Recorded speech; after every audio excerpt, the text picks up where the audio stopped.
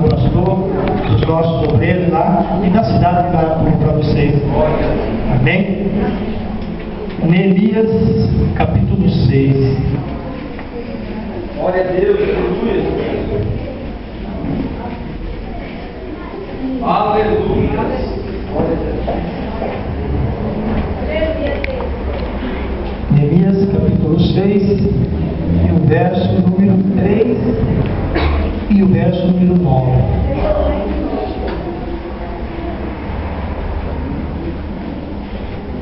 Glória a Deus, aleluia. Amém? Os irmãos encontraram?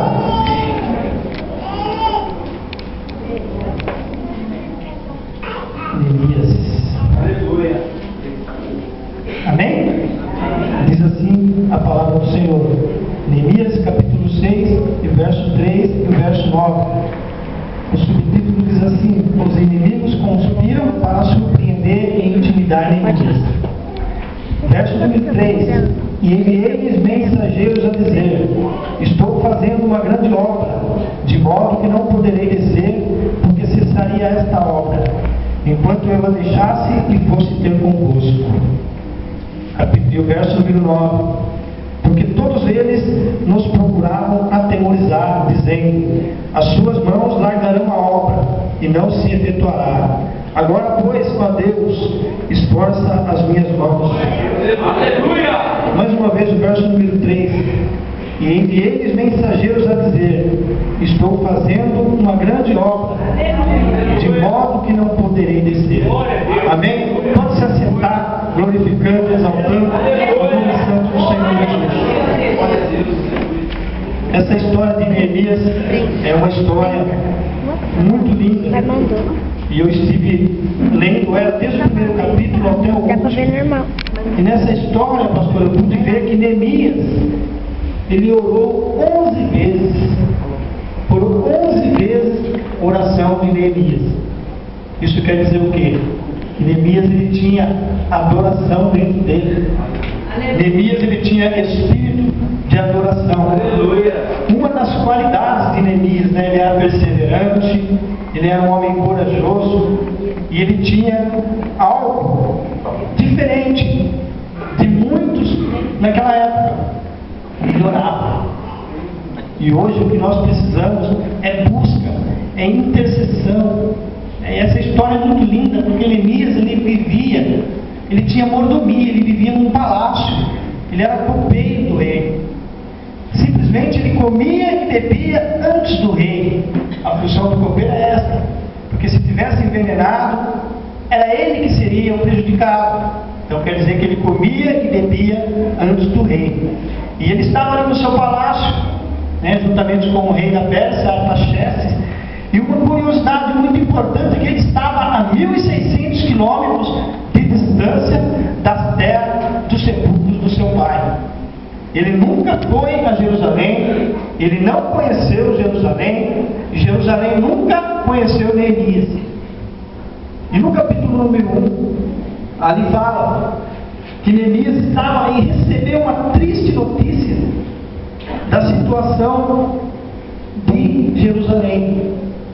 Fala no capítulo número 1 ali, que quando Acalias veio ali trazer aquela notícia, a palavra de Deus fala assim que Neemias ali: e sucedeu que, ouvindo eu essas palavras, assentei-me e chorei e lamentei por alguns dias, e estive jejuando e orando ao Deus dos céus.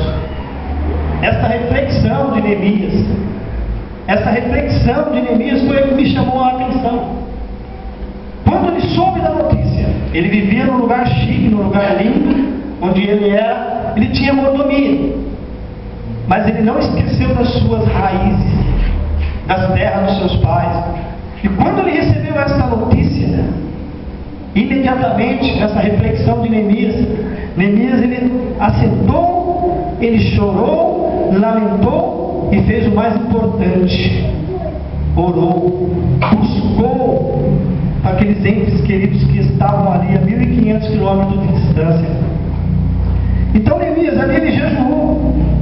A Bíblia fala que ele ficou orando e jejuando 4 meses, porque no primeiro capítulo fala assim: a Neemias, filho de Acalias, e sucedeu ao mês de Quisleu.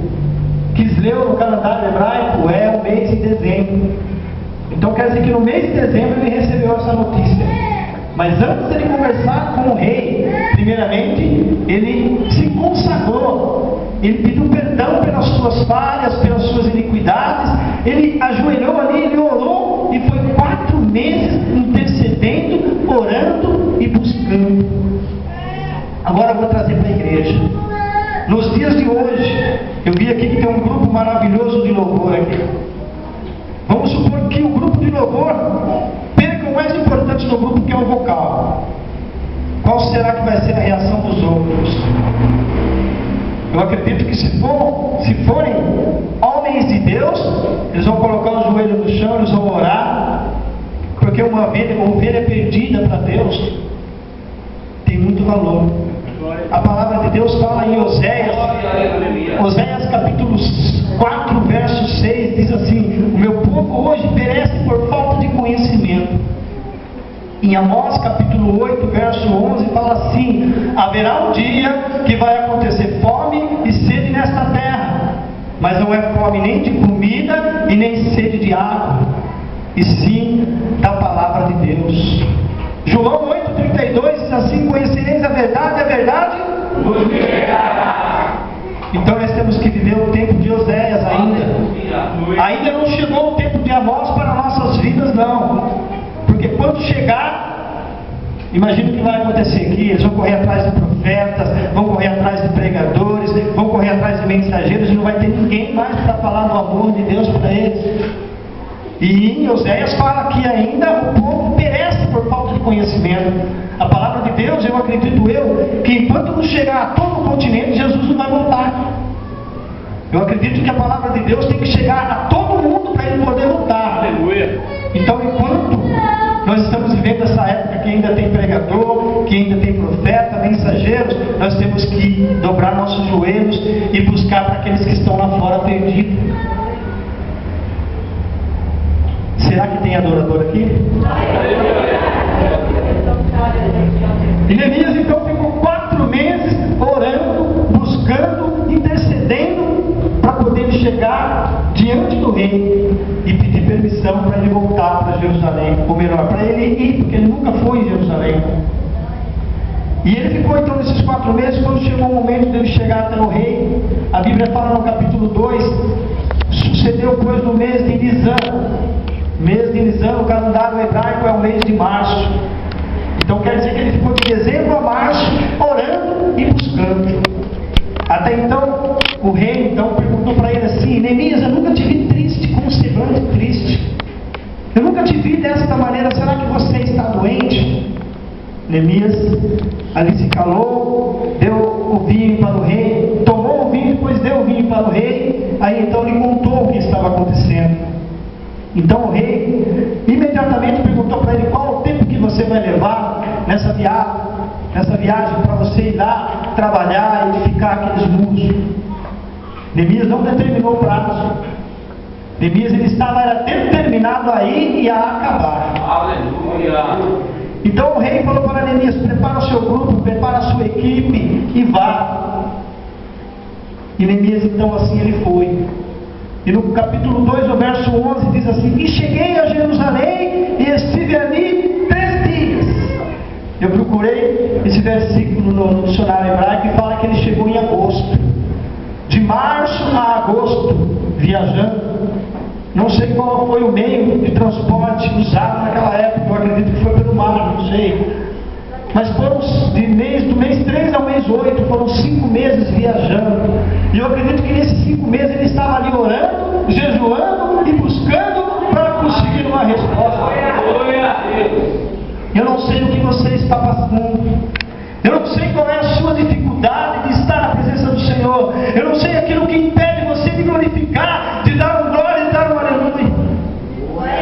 Mas eu quero dizer para você que eu estou vendo passeando aqui dentro. E nesta noite ele vai restaurar vidas aqui.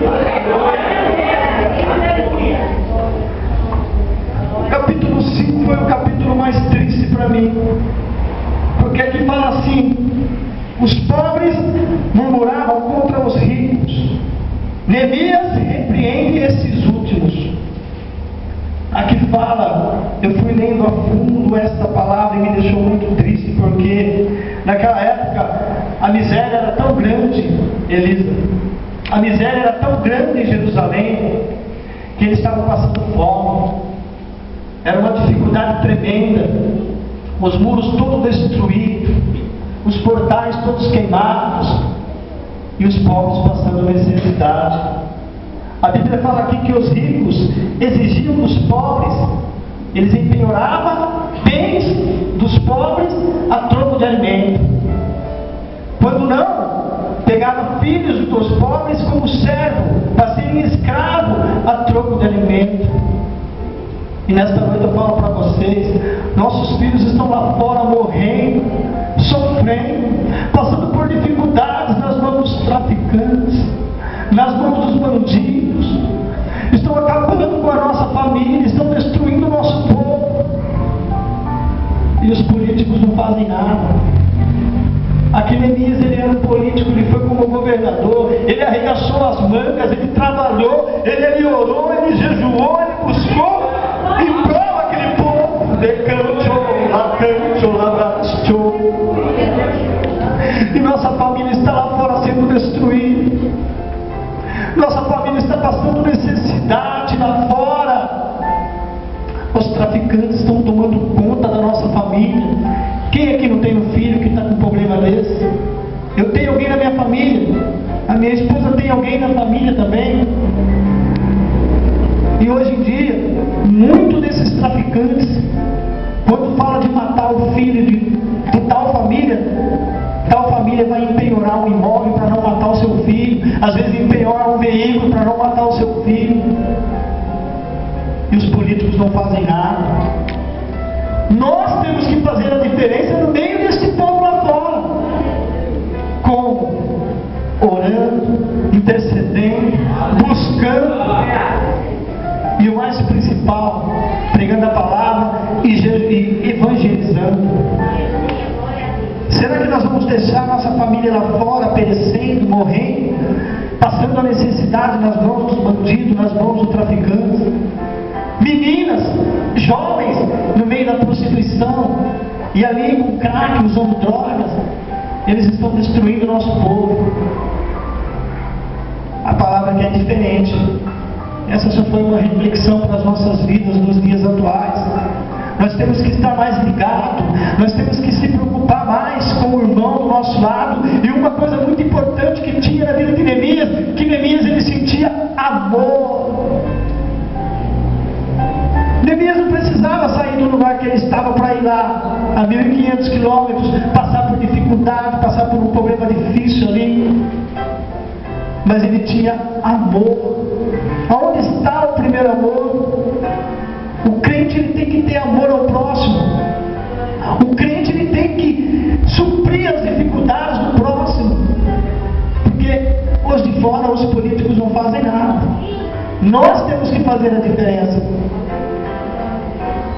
E Neemias ele foi um exemplo da Bíblia. A Bíblia fala que Neemias orou 11 vezes ao Senhor aqui. Outro que orava, Daniel. Daniel foi lançado na cova dos leões porque sentiram inveja de Daniel. Eles não encontravam defeito nenhum em Daniel. E lançaram Daniel na cova dos leões. Mas Daniel tinha algo particular com ele e com Deus. E no momento em que lançaram ele naquela cova lá, os leões fecharam a boca. Porque o Senhor é mais forte. E a Bíblia fala assim que quando as mãos do Senhor estão sobre você, mal algum vai acontecer. Chegando ao capítulo 6, os inimigos conspiram para surpreender e intimidar Neemias. Quando você é um obreiro de qualidade, quando você trabalha, quando você busca na casa do Senhor, pode crer que vai ter oração contrária contra a sua vida. Porque hoje em dia, eu vi que aqui dentro é só maravilha, eu senti no meu coração. Mas você pode ir em outros lugares que você vê crente com inveja do outro crente, dentro do próprio ministério.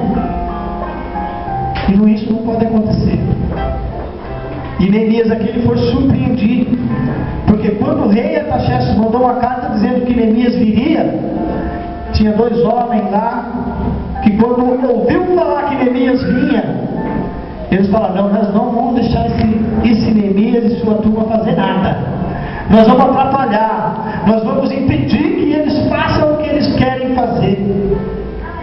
2 homens chamados Sanbalate e Tobias tentaram intimidar Neemias.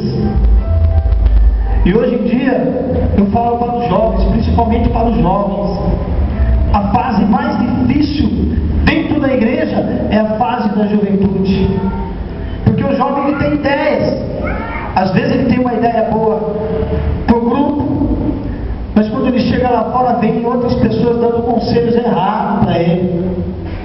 E nós temos que buscar interceder sempre para a juventude, porque quando você é jovem, eu não tive o prazer na minha vida de participar de um congresso de jovem, de participar de um grupo de jovem, porque eu aceitei Jesus, eu já era velho, entre aspas, eu tinha 38 anos quando eu aceitei Jesus. Faz 6 anos que eu estou vivendo esta maravilha que é estar na presença de Deus. E eu vou contar, posso, pastor, um pequeno testemunho da minha vida antes de eu seguir a mensagem. Minha esposa já está calejada de ouvir. Mas uma certa vez, a minha prima conheceu, eu fui casado anteriormente, antes dela, e eu vivi ali uma vida boa. Mas num determinado momento ela falou que o casamento não existiria mais.